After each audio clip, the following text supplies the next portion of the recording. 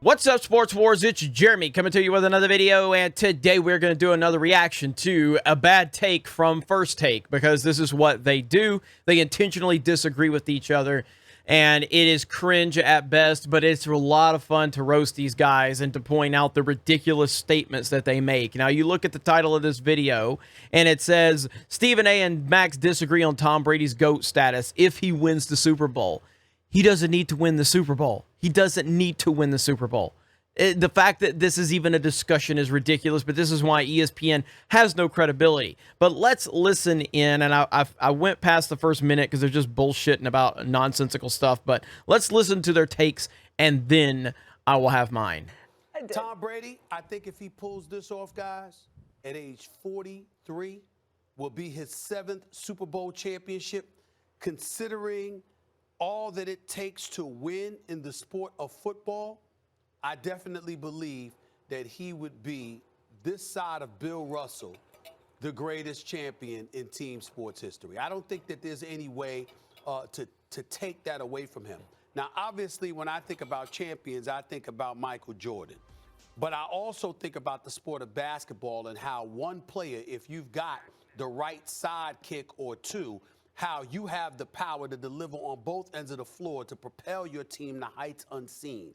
That may not necessarily always be the case in football. We've seen plenty of situations where there are individuals that have been great, but they're surrounded by others that really keep them down.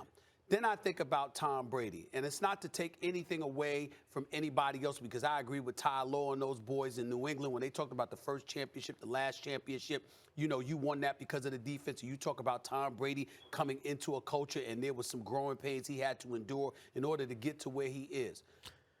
What were the growing pains? The New England Patriots were a losing franchise when Tom Brady stepped on the field to take over for an injured Drew Bledsoe. They had a losing record the previous year, and they had already lost early on in the season that he took over.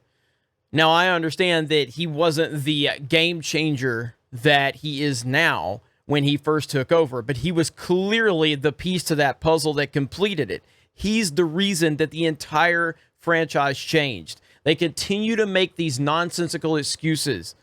New England was a losing franchise with a Pro Bowl quarterback. Drew Bledsoe was a Pro Bowl quarterback, and they were a losing franchise. Where was this unbelievable defense at when Drew Bledsoe was the player that was in charge, leading the team? What changed? Brady changed. The leadership changed. The structure changed.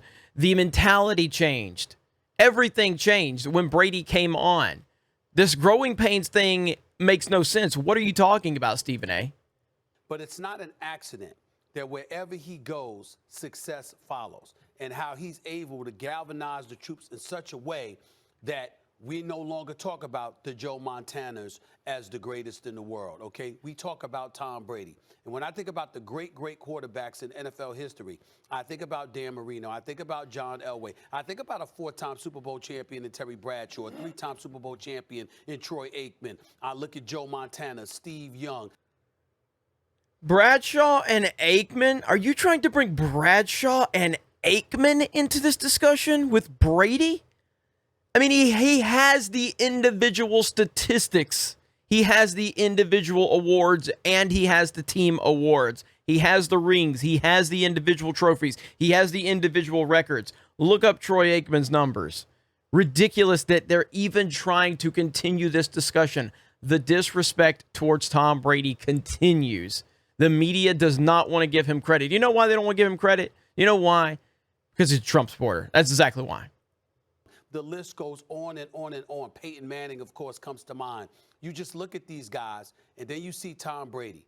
And this is going to be at age 43. If he were to win his 7th, he doesn't need to win anything. Super Bowl championship, it would be by beating the guy that's considered the modern day GOAT in Patrick Mahomes. What the hell is a modern day GOAT? What the hell is a modern day GOAT? Modern day greatest of all time? What the hell does that even mean? That's the most ridiculous statement I have heard. Patrick Mahomes is a great quarterback. Patrick Mahomes has potential to be an all-time great quarterback. Modern day GOAT? Holmes, who's loaded with the weapons that he's loaded with. If you find a way to pull this out, I don't think we'll be able to take it away from Tom Brady.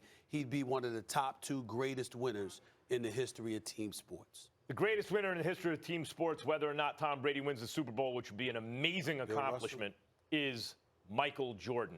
I know it's boring, everybody. I know it's boring because Michael Jordan just means the best, right? But he was the best before he was the winner. He was better than Magic and Bird and everybody before he ever won a championship. By his 3rd season, he's the best player of all time.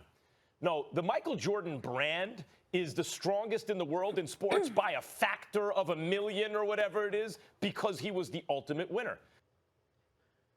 That has nothing to do with the question at hand. The brand of Michael Jordan is irrelevant. I mean, look, I'm the biggest Jordan fan you'll find, but his brand has nothing to do with it. I mean, if you want to talk about branding, first of all, NFL players just don't transcend anything just because that's how the league is built. But Tom Brady is the only player in the history of the NFL to have the top-selling jersey in all 50 states. Look it up. When he was in New England, he had the top-selling jersey in every state in the country. He was number 1. Tom Brady has been the guy that transcends the sport, but even then, you still don't hit the next level because the NFL is not about players. It's about teams and the brand and the shield. But nobody's going to compete with Michael Jordan in terms of the brand recognition. Michael Jordan was a global phenomenon on a level we have never seen before. That's not the question, though. Let me put it to you like this. Fate of the universe on the line. Ball in the hands of any American athlete ever, or any athlete in the history of the world ever. Who's going to win that vote? Michael Jordan in a landslide. In a landslide. Of course it's Jordan. Do you realize that Michael Jordan, the first time he played with another All-Star, took the Pistons 7 games? He never played with an All-Star before. Pippen had a migraine. He wasn't an All-Star that game. They lost. I think they would have won the championship that year, but it doesn't matter. Pippen was pre-prime. Next year, Pippen hit his prime. Michael Jordan never again in a full season, ever, didn't win the championship in under 7 games when he was in his prime, when he was playing with another All-Star. Never didn't win it in under 7 games. There are no Eli Mannings on his record. But Tom Brady's been amazing. And if you want to talk about the greatest leaders in the history of team sports, Brady wins that one. He's way up there. You could talk about him and Bill Russell, a couple others. But in terms of the greatest winner in team sports, whenever Jordan had a chance, he never lost. He didn't have a nemesis to beat him twice in the biggest game. He's not 6 for 9 or maybe 7 for 10 or 6 for 10. Well, when you get into those discussions, it's not, again, football and basketball are different. It's different sports. You know, when Tom Brady lost to the Giants, he was standing on the sidelines both times when Eli made his unbelievable throws. So, and again, that's just part of football. And your job as the quarterback is to put your team in a position where they don't lose. So I'm not disputing that. But also, they lost to the Eagles when Brady threw for over 500 yards, which was a Super Bowl record. So you can't really make those comparisons because Jordan was on the court from a defensive standpoint. If you remember going back to when they played the Utah Jazz, like that final segment, Jordan stole the ball and then drove down and scored the go-ahead goal.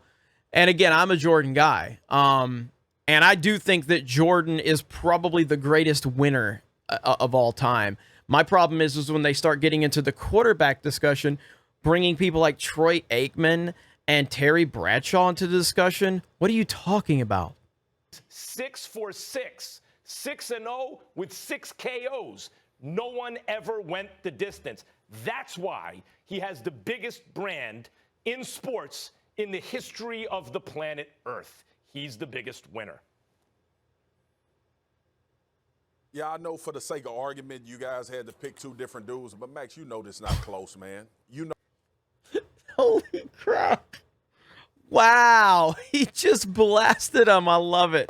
you know it's way more. The degree of difficulty to win a Super Bowl is way harder than it is in the NBA. And that's not to take away from the greatness of NBA players and what they've been able to do. The reason why I argue LeBron is the GOAT in the NBA is because he's been the common denominator for every team he's been on that has won championships. But that's not the conversation. Tom Brady about to play in this 10th Super Bowl, man. The average career in the NFL is 3.5 years. I played 9 total years in the NFL. He's about to go to 10 Super Bowls. He already has his 6th ring. He's about to try to go get 7. And then when you think about the degree of difficulty, beyond what happened in New England, the degree of difficulty this year, you change teams, don't have an offseason, you're 43, you got to go through a season where you're trying to figure out how to play with this team and have success, and you end up in the Super Bowl. Not to mention the first Super Bowl ever where the home team is the team is playing at their home stadium. Tom Brady is responsible for the Tampa Bay Buccaneers being in the Super Bowl, and that doesn't equate to what is happening on the field. So one thing I'll say here is, and Marcus is talking about the degree of difficulty, and you could bring up this whole like Michael Jordan never lost in the biggest stage, and I mean, again, it's not really fair to compare sports. The NBA, you can lose a game in the finals and you can still come back and you can still, recover. It's one game in the NFL. And that's why I do think that Marcus has a point about the degree of difficulty, because Brady and anybody in the NFL, you have one chance. And if you lose that playoff game, or if you lose that conference championship, or if you lose that Super Bowl, you lose. You don't get a chance to come back. So it's not fair to compare the two. But the fact that they continue to try and diminish Tom Brady's accomplishments and his greatness, it is second to none in his sport. That's all you can do is compare people to their peers in their sport. And no one is remotely close to Tom Brady in the history of the NFL. No one. No one has more rings. No one has more appearances. No one has more touchdowns. No one has more wins. No one has a better winning percentage. No one.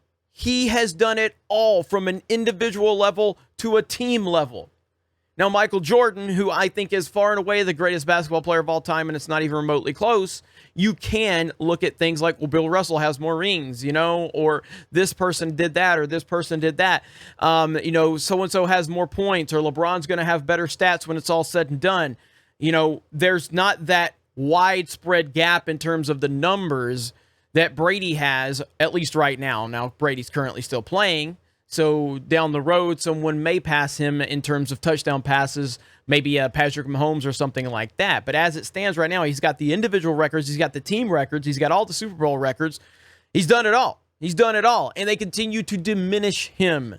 And that is my problem. Anyway, Super Bowl's coming up. We will have our predictions here on Sunday on Sports Wars during our live stream. I hope you guys will join us. Looking forward to it. You guys let me know your thoughts in the comments below. Have a great day, and we will talk to you later.